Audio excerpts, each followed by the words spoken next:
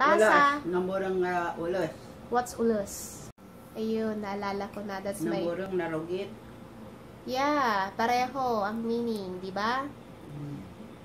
But, isn't namurang just for dirty clothes? Namurang.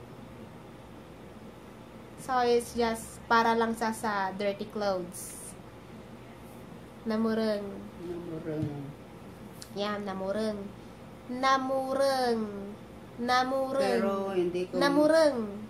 Hindi ko masyadong ginagamit yan. Narugit.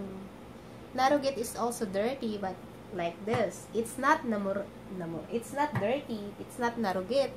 We just washed it yesterday. But my clothes is already dirty. Nabangsit. Nabangsit is... What is it? Something that doesn't smell nice, di ba? Nabangsit. Nabangsit is mabaho. Mabaho. Nabangsit.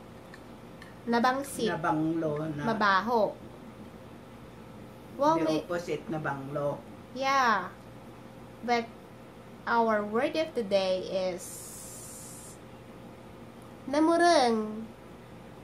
Namureng. Kami tinamurang. Naglaba kami tinamureng idikalman.